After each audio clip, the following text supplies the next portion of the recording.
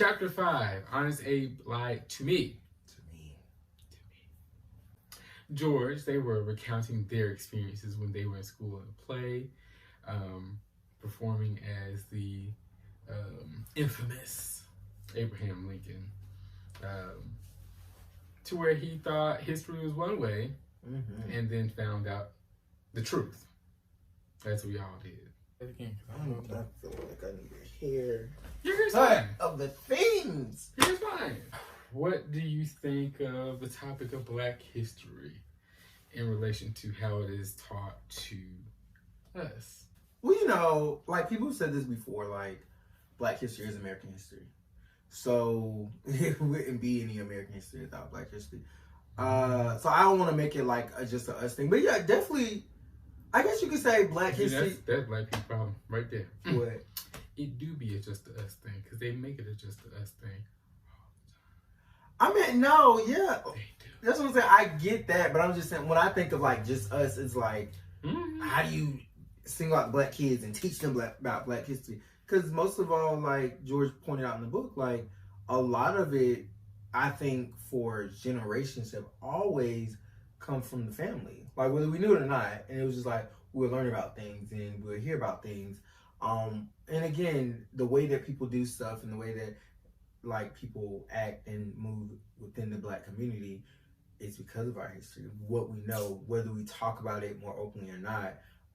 Another, I would say, like huge example as far as like Black history is, and it's still going on today, medical history, like how Black people were treated, and are still treated. Yeah, and literally, like COVID brought up a whole nother history. And granted, COVID, pregnancy rates, it's like so much stuff. But even pain tolerances, right? Medication dosages. I was gonna say historically, I'm trying to think of that lady name that's like escaping me. It was like Henrietta Lacks. Yes, like even that, like people knew. I think even then, like about the body snatchers, and people know, or they say it's a common saying, like, if America gets a cold, the Black community gets the flu. I think it still is a huge responsibility of like the Black family to let the next generation know the things, which is why I'm excited about taking my niece and nephew to the African American Museum. And that's really just like a small piece of the pie. Like that's not everything. You know what I mean? Like just to know the depth and the gravity of who we are as a people and as it relates to this country and how far we've come and where we're going and where we can be and stuff like that. That's a whole nother conversation. But a part of it that I also think, and this is why I don't want to say how do we teach ourselves, that's why I want to be more inclusive. Some people, I think, really don't know. Like, and especially them. Like they just grew up in this microcosm of like, oh, like I think George mentioned it in the book where they were saying like, what did they say? With the teacher? Not the teacher, but like how they said it in the book about these employee or workers or something. Like they talk about slavery in such a manner that is not as harsh, especially when we talked about critical race theory and all that stuff. I mean, that's in here. Oh, okay, but like I wanted to say like it's one thing to also teach us.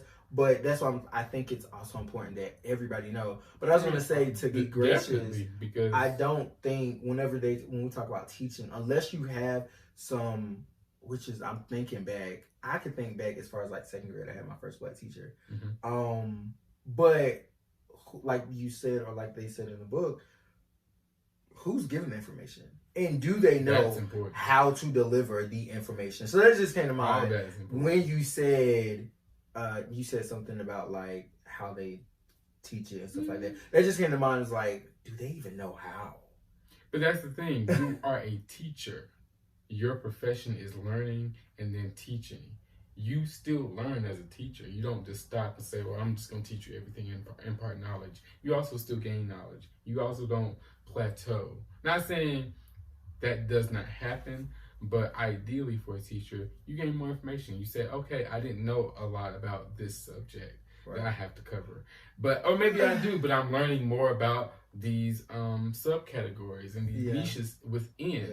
So I can teach you American history and I can say, oh, this is what I taught the students And even if it's like, oh, I taught these students the same way for the first 3 years, then I gain more information. As long as you are moving forward, and because it's all of our individual jobs to gain information, whether we're a teacher or not. I'm not a teacher, but I learned a lot about Black history in general, through my own research and through my own discovery. For instance, not that we're going into it, the Israel-Palestine situation. I did that research on my own to come up with an opinion of my own of what I think about it. So it's like, oh, who's teaching? Yeah, who's teaching? But also, what are you doing as a teacher individually? Yes, because in certain communities, there are only white people that live in those areas. Certain communities, there are only Black people or Hispanic people or Asian people. Right, but I was saying, even with that, especially what I think we've come to know and realize, like, even when there is the just Black or Hispanic neighborhood or community, they still are shipped and bused to a school that has white teachers that know nothing. And it made me think about, like, cultural sensitivity that clearly we saw, or insensitivity that some teachers don't have. But it made me also, like, when you were just talking, it also made me think about, have you watched ABAB Elementary? Yeah. Oh, great! I'm not finished with season 2 yet. But you know that, but I was just going to point out, you know, that one teacher that is a white male who tries to... Oh, yeah, Jacob. Yeah, who literally tries to, like, I think stretch his That's the thing. He's like, I'm choosing to understand you. Right. Shout out to ABAB Elementary. And when I misstep, y'all correct me. Right. And I want to learn. Where I'm not appropriating this culture by trying to understand it, I'm just exemplifying it in a sense. Right. So it's like, wonderful example, and that's why that show is wonderful, because it shows teachers choosing to learn and to grow, whether it's the young ones like Jacob and Janine or the older ones like Barbara. Mm-hmm. They're all learning. Yeah. But yeah, that's what I feel about that with history in general. I feel like it's just a job that across the board, it's going to be different because each teacher is unique and different in how they approach teaching. But the information is the information. This is true. Now, we know there's an ideal way and we know the actual way people teach. As we were taught, as people are still taught, or children are still taught today, where it's like, yeah, Abraham Lincoln signed the Emancipation Proclamation, and you know what? Right. You know what it makes me think of it is like, it's just easier for quote unquote everybody, but it's just like, it's not. It's like you think it's easier in the short term, but in the long term, it's very harmful. Absolutely. Because history and what we know and the information we learn affects every facet of our lives. Right. But it also makes you think, if you do, and I don't want to say radical, it's going to seem radical if you have a instructor or a teacher that's telling the truth. It's like, how early do you tell the truth? But that's the thing. I think my first Black teacher was in 5th grade.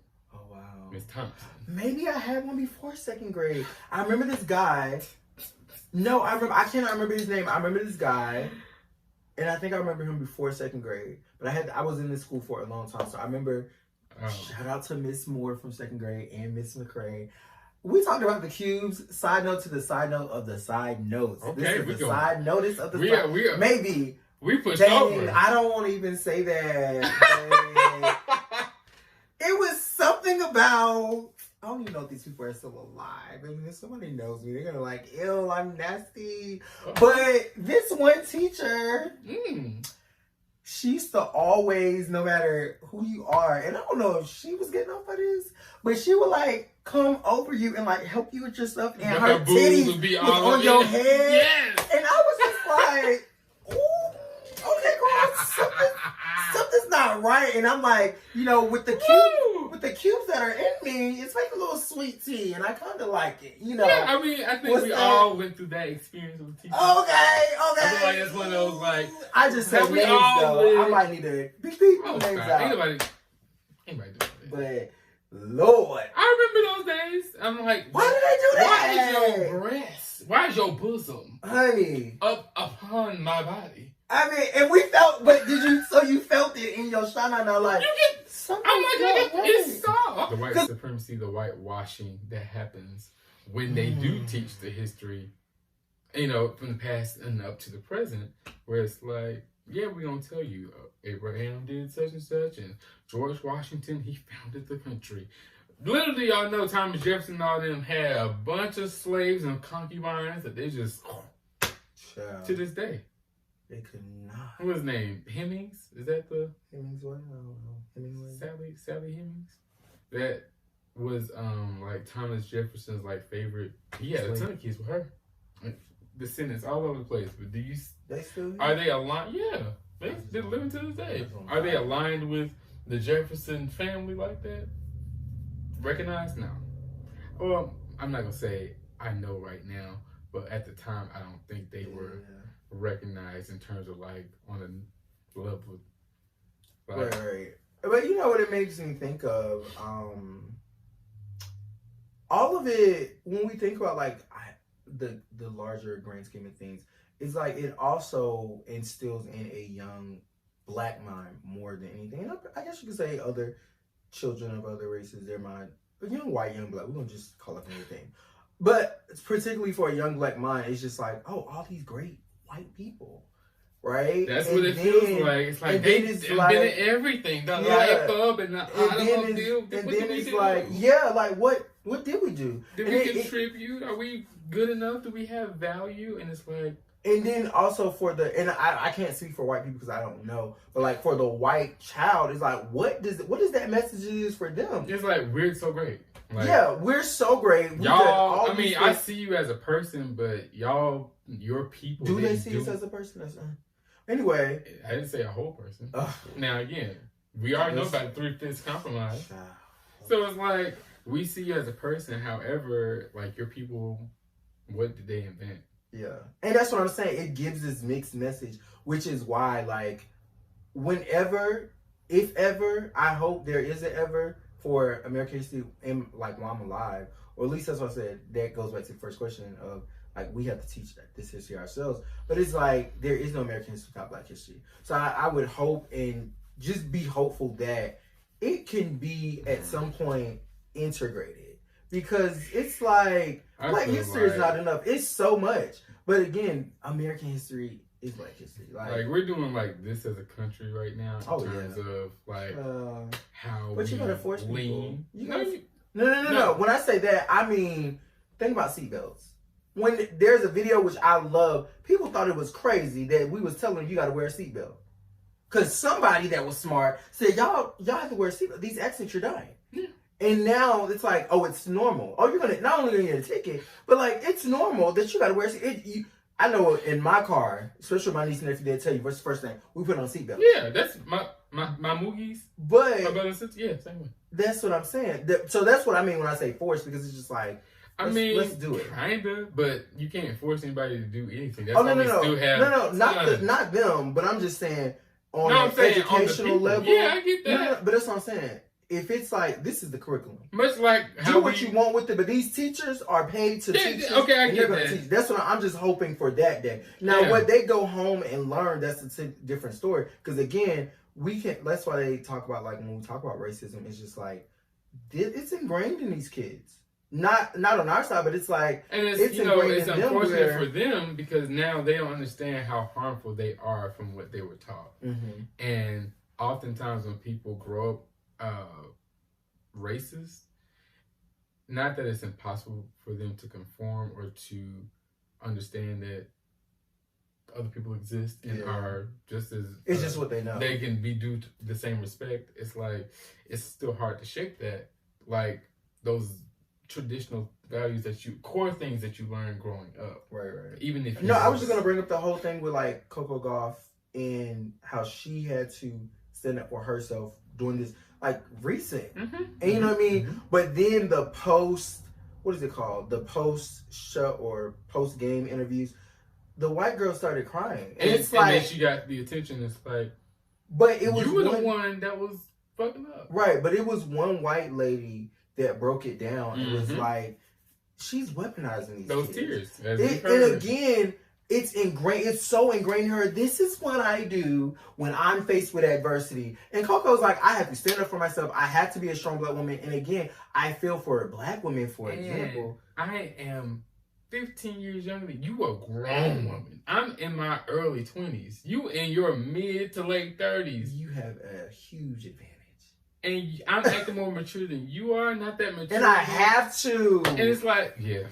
Like, it's not even like I want to. But that's not even I have to, because it's like people been saying, you know, weaponize your black tears. Cry first. Cry first. Cry first, because if you beat them to the chase, they ain't gonna know what to do. And again, I haven't heard that, but that's good. It's a tactic, and I'm not saying. I'm never in a situation where I have to cry, because I'm like. But that's the thing. It's so ingrained in us to not cry. It's like, I know. Don't. Right. They are taught, express your feelings, because you can use them as an advantage. We be like, you have to be stoic because the world will tear you down. And you will be somewhere in a fetal position. For some reason, when you said that, you know what else I thought about? And again, I might have to throw a lot of these things up in there. It made me think about our good sis, Angela Bassett, when she didn't win that award. Yeah. And she sat there, stoic, stone-faced, and they still tore my good sis apart. And it was just like, what do y'all want from her? Because she ain't gonna cry. Mama ain't gonna cry. But if not on the world stage, they still would have got it, because like, well, she's da-da-da-da, and blah, blah, blah. Not the Angela Bassett. And to be fair, she didn't just stoic face. She kind of... I mean... Not that, but it's like, ain't nothing wrong with that. That's just a reaction. And again, and she gotta act on and off screen. Child. She can't even just be in this very real moment. We could probably dive into those types of things, because I know it's an inside joke, but it's the true TV and movies. But have you seen that movie, Everything All at Once, or whatever it's called? Anywhere. What that lady won the award for? No, I haven't seen it. When you see it. But I know from how people talked about her getting the award over Angela, they said... Look, but when I tell you what's her name, she was like, yes. Not on my. But that's my God, because everybody they even try, and again, tangent, because we're going back to that book. But it's just like they talk about, Jamie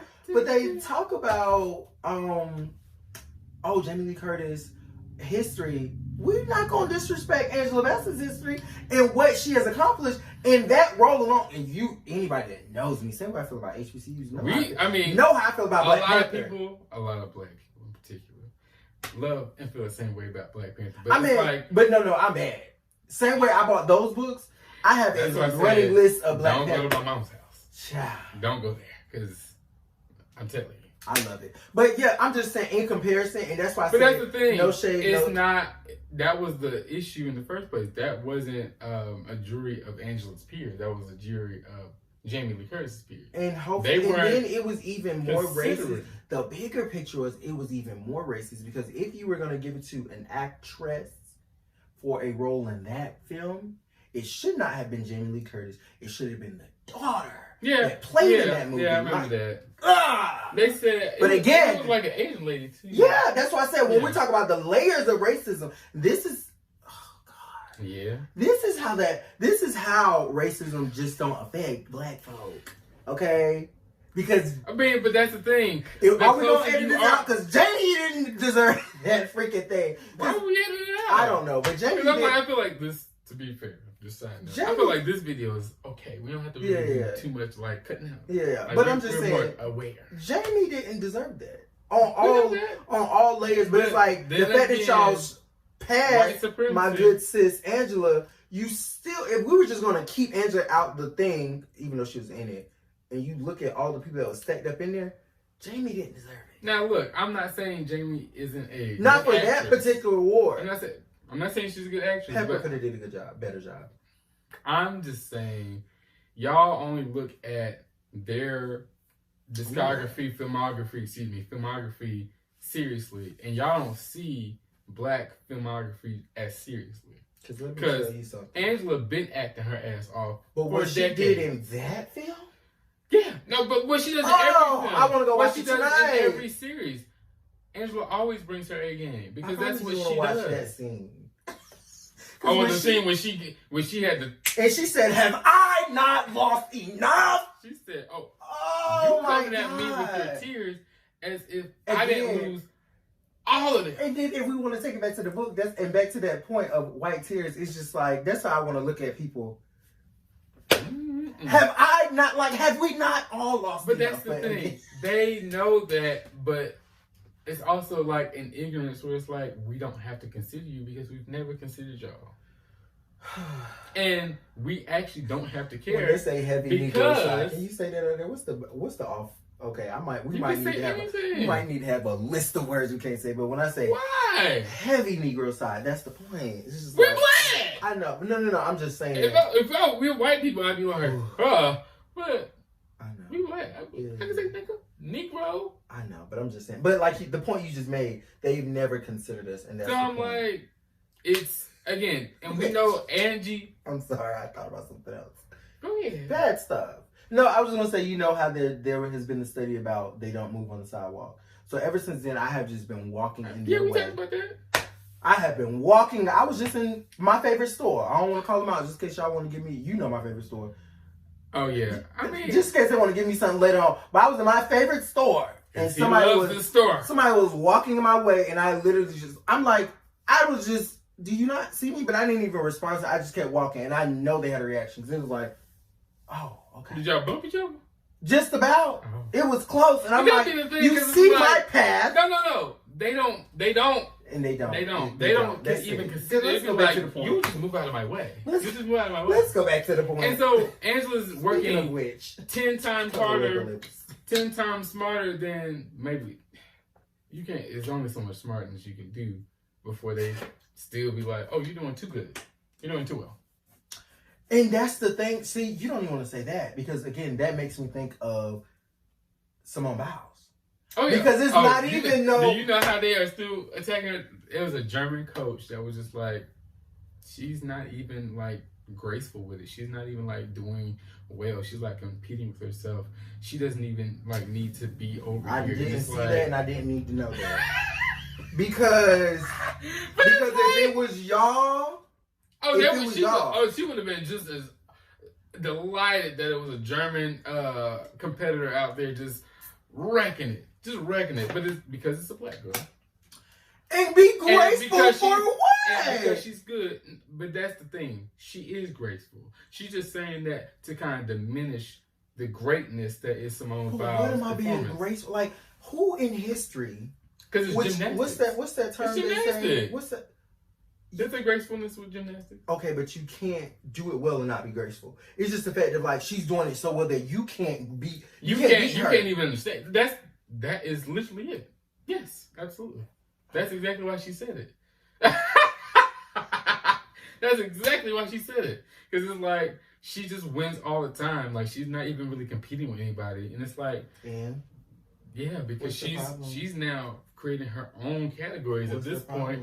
Her own moves. I learned that from our favorite podcast, which again I didn't know that. Like once you hit a certain number and you do something that's never been done, they name it after you. She got about 5, 6, 7 of them. Bow. Someone. This move. Yep. That's how you know you. I can't get on a balance beam to save my life. I just want to attempt just to give her all the respect. Girl, we love you.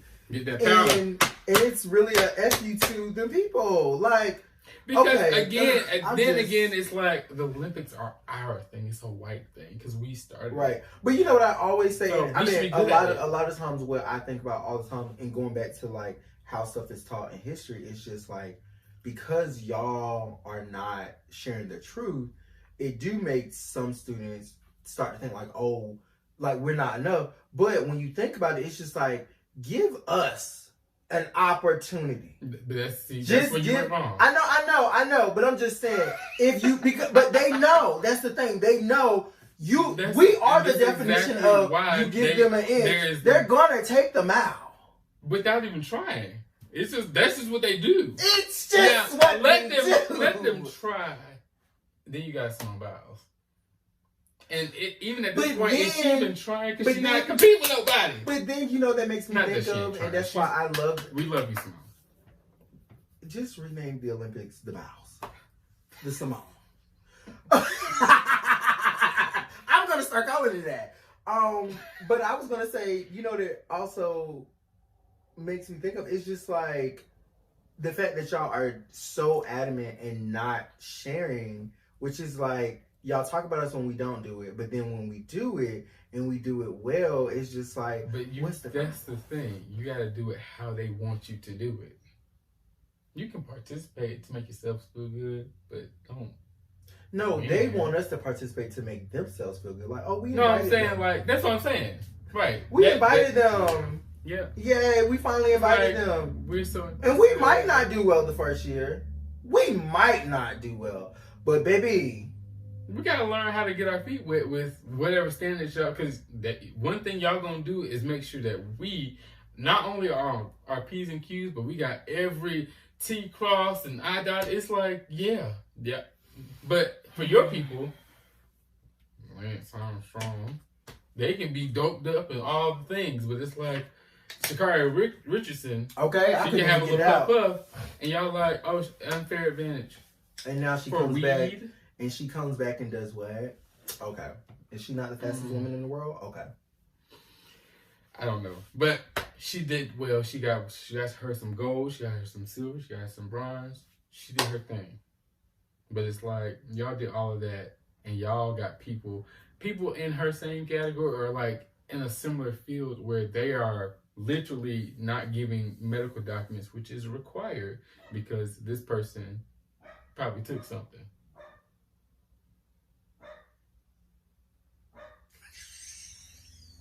And she's back. We love Pepper. It has been a minute. Yeah. Did you have any thoughts on the Black and Rap? Black and Rap? When he was like, oh, we were part of this class project where we had to present something, but we wanted to rap. Like, what do you think about that? Did you have any thoughts of his rap? Or did you have anything you want to share about your own hidden creative talents as a child? He talked about college in another chapter. What was the question? I asked you about black rap and secret creative skills. I have no secret creative skills. He's going to say I can cook, I guess. I said secret. That ain't a secret. Everybody know you can cook. Your grandmother, his grandmother just ate his cooking. Today. She just ate your cooking. And she said, we should start a restaurant. She was talking about him and his family. Anyway, I have no secret creative skills that I can think of. Everything I learned. Do you remember something that you did that you don't do now as a child? I wanted to be a tap dancer, but I can't tap. I thought I could just move feet quick and blah blah blah blah. No. I did like his rap. Like I said, I rapped in class one time, but what was that experience like? In hindsight, it was. I mean, it was like cool because everybody was like, "Oh, that's the." But in hindsight, it was just like, oh, it made me feel like I'm putting blackness on display. And it felt like I was almost a caricature in that moment. Even though like I had people rooting for me. We're not gonna go there. I will. That's a roll. No way. Okay, go ahead. I'm not going there. I'm just saying that ain't hard for me. Okay. I didn't really have any secret skills. I had skills that my family knew of, but since I didn't have any friends when I was younger, there was nothing to keep secret from anyone because there was no one to talk to. But we also did live hood adjacent for a good amount of time. No, right, and I was just saying we were in the hood at one point. Don't get me wrong. My mom always kept us hood adjacent. No. At least after the point where we stopped like living with other families. Oh no! When I say hood rich, we were in the hood, and I loved it. Great times, great memories. Taught me a lot. As a kid, had the first fight and everything. As a kid, it's fine because you don't know no different. I ain't know. It's just like other kids. We out here. Yeah. It smell funny sometimes, but hey, because it always smell funny to me. I'm like, oh my god! I smell them these days. I'm like, hot dogs, cigarettes, and weed, or spaghetti or something like that. Plus. No, when you say that, fried grease, when you say that, which is crazy. I don't know what chemical this. It smelled like it was some chemicals that should not. But again, low income, they don't care. Let's kill them. Whether we gotta kill them fast or slow, we're gonna kill them. Again, those smell like chemicals. If it's anybody that grew up in the North Carolina projects, specifically in Wilmington. Oh, they done gentrified the projects. I used to say, Wilmington has gone the way. Oh yeah, We're a beach city. They have gentrified so much. We're a beach city.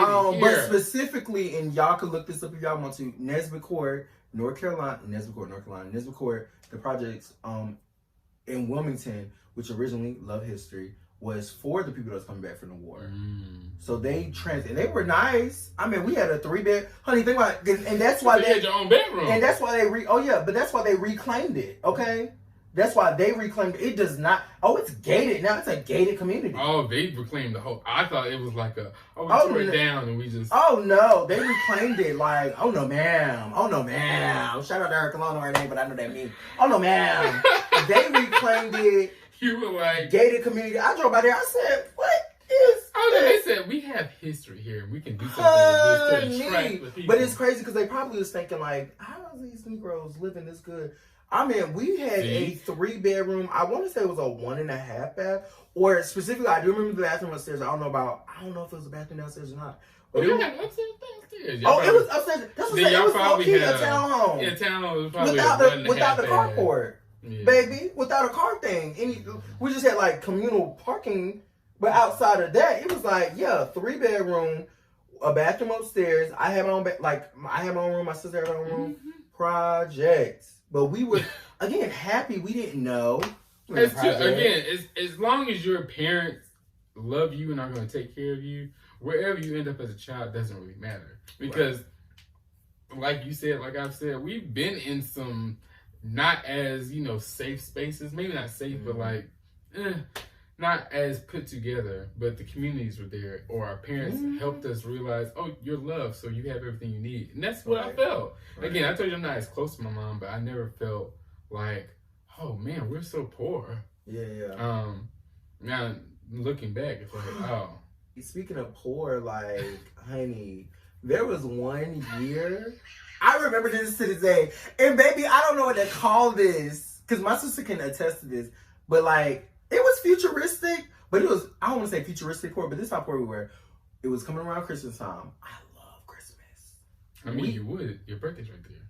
We ain't had no tree, but we had lights, and we had creativity. Baby, we made a tree out of the lights on the wall. When I say it was like, y'all had go there. Honey, they probably sell that type of stuff today. We made it just out of the... I said... they had the little tree lights, the little plastic ones. So you just... No, I'm saying, I know you made a wall. I'm just saying, they have lights. But baby, my mama came home like, these kids... Oh, y'all? You and your sister? Me and my sister, I thought this was you and a family We thing. ain't had no tree. And that's a tangent we're not going to go down. We can talk about that on another episode. But it's something about, like, the creativity and imagination of a child that is just astonishing to me, because I'm like, the stuff that I was doing creatively as a child, I'm like, oh, the only creative thing that was a peek into my future, I used to also mix chemicals. I was like, I'm gonna make some stronger cleaning chemicals. I mean, cleaning agent, because that's what I used to do. Be like, I'm gonna get the bleach and this multi-purpose and this. Really. I'm making ammonia and I'm fucking up my lungs, but okay. I'm thinking I'm just gonna get the extra clean. Extra sanitizer. Let's open up these windows before I pass out. Okay, next point. Accountability versus all right. Dealing with accountability was progress versus the truth. Because a lot of times it'll be like, oh, first black such and such. I just saw one the other day. It's like, or I think yesterday. And I liked it, and then I unliked it because I was kind of conflicted because the girl was bragging. Not that it's a great accomplishment for her, but she was like, "I'm the first black medical student at this prestigious university." And I'm like, that's great for you, and I'm going to celebrate you, miss. But as far as this institution and just this country, these systems, we're still first black and stuff. And again, that is not surprising to me. And I also am not sure why people are surprised. I'm not saying this is okay, but I'm also just saying with what we know. I look, you feel like we're tired. Huh? I said, I look, you feel like we're tired. We're tired, but it's like we're also growing. We are growing as a people. We're getting smarter. We're understanding how these systems work, because though we are not as connected as we used to be in terms of like family bases, we have connection through the internet and through communication in those realms. Therefore, we can further share information between each other to say, oh, You see how they trying to scam us and get us with our hoods or get us with our neighborhood, you know, et cetera, et cetera. So it's like, still good on her for doing her thing and excelling, but it will be just more of that because we're now getting in spaces where we say, oh, I can do that. I can do that. You know, you want me to be, you know, the best electrical engineer out here? I can do that. You want me to be the best PA what you do? I can do that. You want me to be the best biochemical engineer? I can do that. And it's like, oh, we didn't think y'all were going to be in these spaces. Well, here I am. And it's like, okay, well, you're the first black one. And it looks good for our institution because look at how diverse and inclusive we are. First black. And that looks good to them. Rather than it looking bad of it being like, it's 2023, y'all are first black stuff. But then again, I'm like, you know how long change takes? You know, social change in like a normal pace for people, especially in this society. I'm not saying it should. I'm just saying how long it trends, how it has trended for us to make social changes like that. So it'll be like that for a while. We'll still be first black and stuff for a little minute, or be first Asian, first, because we live in a white supremacist society. And so then they give us crumbs and say, oh, you've come so far. I've come so far. Y'all used to be in chains and shackles. And now, and it's like, hold on. But the truth is, even though why did it take that long? And even though they're not visual, they're still there. But this thing, why is it taking so long? Because y'all are like, but you made it. And it's like, we could have been here. So in 2023, you're applying this, but also let's ask the real questions. That's where I was saying with accountability in the chapter. Because he's just like, don't try to progress me when you've been hindering the progress the whole time. So. I absolutely agree. But it's just so many things like that I could just go on and on about. I mean, but when you talk about like medical school, you know, that is my jam, and that's gonna be where I'm at one day. But you know, even with that, there's this thing called the AMCE or ACM or something like that. I can't remember. That's probably American Medical College, whatever. AMCAS, AC. Whatever. You really want to remember AMCA or something like that. But either way, they have made a thing. They made a statement about the low diversity in medical schools. But they even took it a step further, which I'm curious of what school this is, because it's making me think that they have to be loaded. Because a lot of times they have like $1 billion endowments or whatever. They said they were going to start fining schools because they were not accepting. Not even just, but you know how they were getting around it? They're not accepting. Their minorities wasn't high. But you know where they like to go to minorities. They like to go to the model minority. And they don't like Negroes. So they like to. But I guess that the thing is like, are the scores lower? Are y'all rejecting them because it's like they aren't as up there? Because they're... I can't speak for everybody. Let me start by saying that. No, I'm saying, I'm not saying that I know the reason. I'm just saying, what's the research on this? Is it a reason or is it just the racism like usual? Well, there has been some stuff about scores. Some minorities are scoring lower. But again, when you think about who made the test and what's been tested, that has also been questioned. But then the other thing about that quote unquote test. That's a rabbit trail, buddy. Yeah, my God. It's a rabbit trail. Today. That's a rabbit trail, but I'm not keep it cute. No. But but the studies on the studies. There's been studies, literally, but there's been studies that your test scores is not an indicator of how well of a doctor you be. But that's the thing. It's like there's been some prestigious medical schools that have said we're going to take that away because you don't need that is a barrier. Because even during COVID, they were like, "Don't even worry about it. Don't you even worry about it. We want to do other indicators, and that's a whole nother story." But yeah, so there has been things where they're like, "We're not going to put this test in your way." I don't mind tests, but it's like everyone doesn't learn the same way. But I'm saying like admission tests. No, I get what you mean. I think there's a difference between like I'm testing on you, I'm testing the knowledge I just taught you, versus some of these admission tests is like, I don't need to know this stuff. Oh, you're just talking about even just applying to get in. Not even like, oh, this is just the work I've done all these years in school or like within the experience in the field. It's like, oh no, man, look at that. This is just your test to get into school. Yeah. Man, that's a bit much. Yeah, and when I say a bit much, it's microaggressions versus like blatant racism, where white people be like, "So your name, Akeem, like is that?"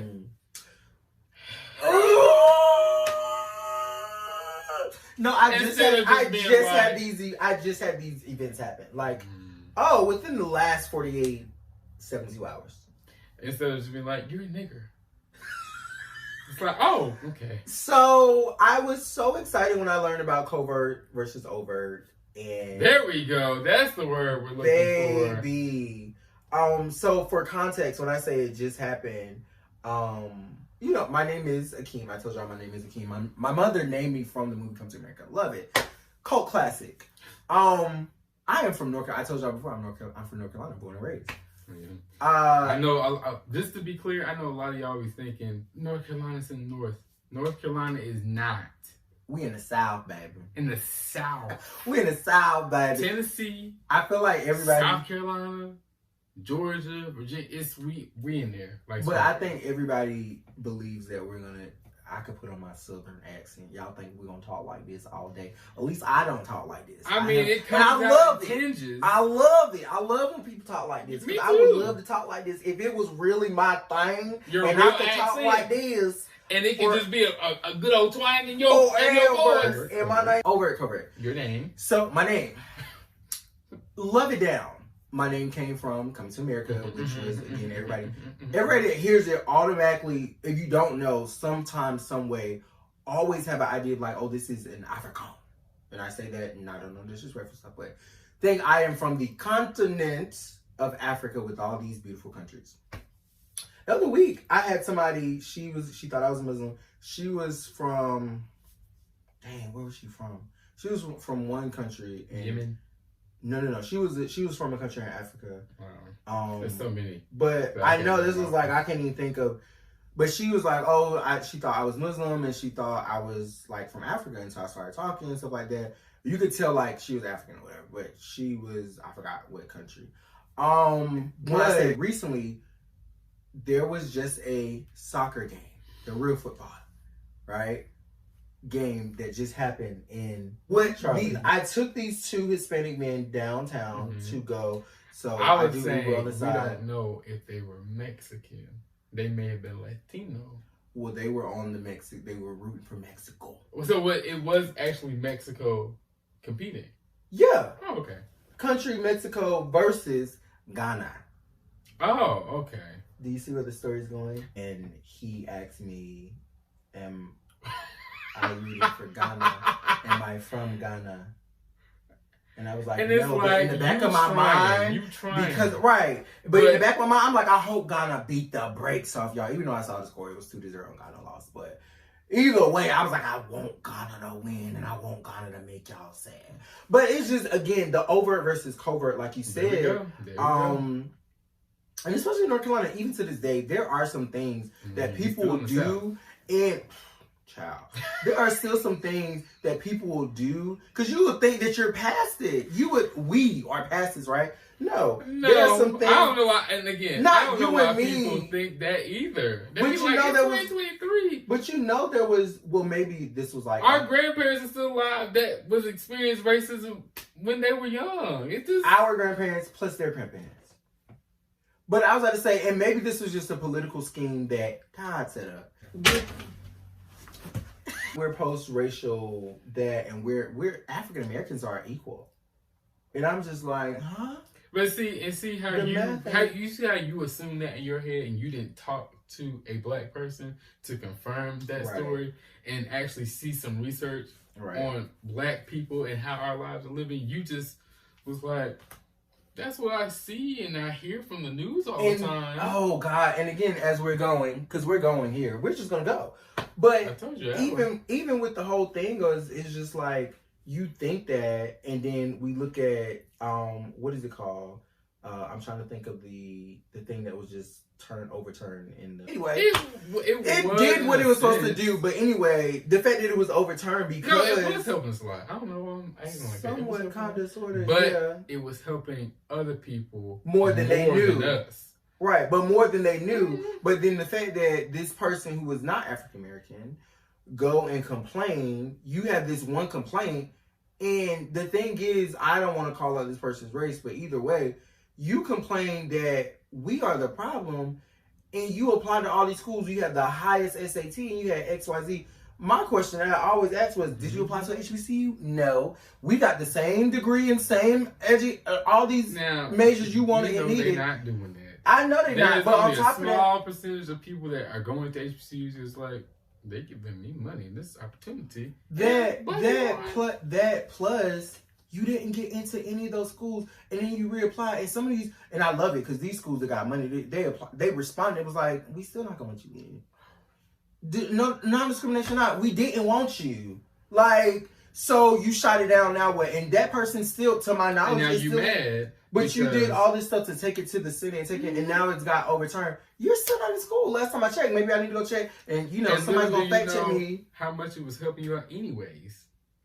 But you just weren't the best. But no, that's the thing, and I think like just growing up and learning about overt and covert was because I always thought you see it on TV, you see it on shows, you just think like you just waiting for this nigger and all this like that's what you expecting to see, but it could just be in the slightest ways that you don't even realize it's happening because you go turn in a job application, you go apply for somewhere to live, like you know what I mean, and it could be and I mean I do like me some sayings because when they be like in the church, okay, they be like, God's rejection is God's protection.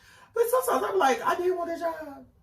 I didn't want to live there. But at the same time, and again, going back to like when I talk about examples, you gotta have a reason for everything. Right, and I do believe that because it was also eye-opening to me with that guy that when we saw this in the news, I don't know if it was in Texas, but he got murdered in his own apartment. Yeah.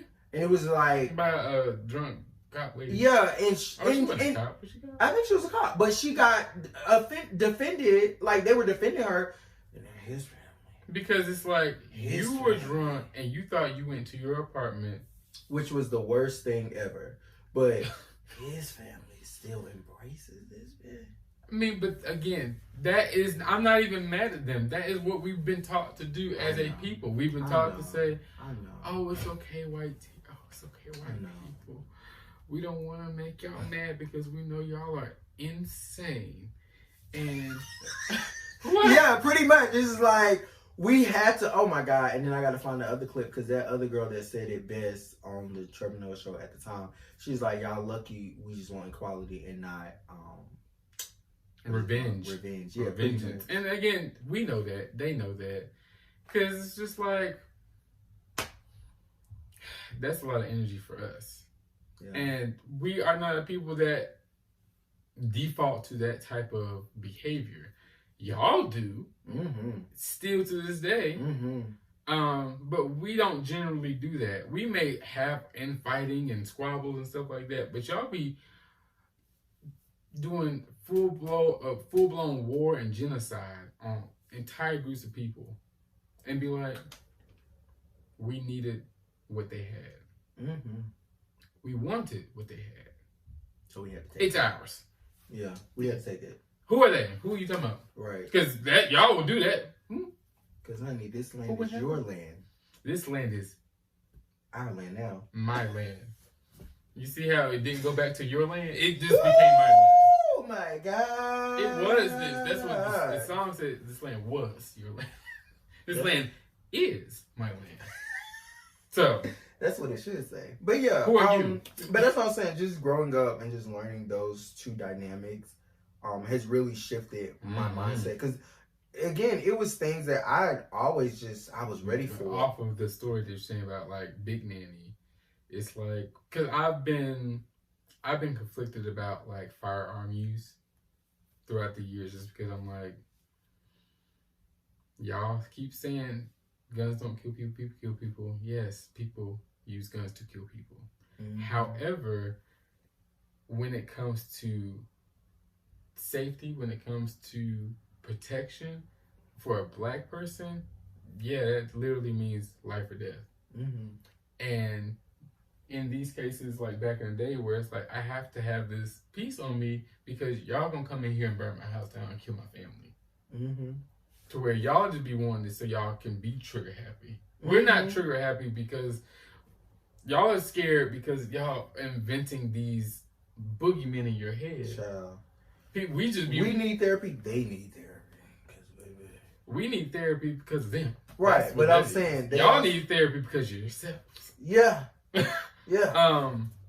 And it's like, yeah, now it makes more sense down the line because I've kind of loosened up on it, especially when it comes to black people and firearms. Because like, y'all would shoot us dead in a heartbeat if we didn't have anything to protect us.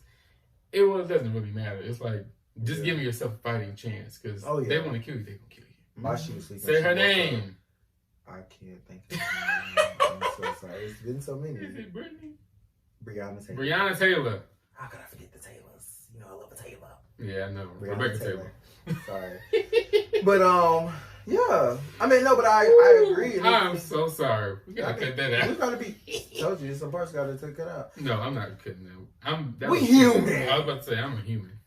So. I was thinking Sandra Bland so hard. And that's why I said it's so many. Sandra, and it's so many names. No.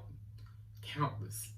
And it's it's for names, you to remember all the names, you be in the, like, and those are the, I try not to think about it. And the whole thing about firearms, again, it's interesting that you could grow up in the same house and like hear something.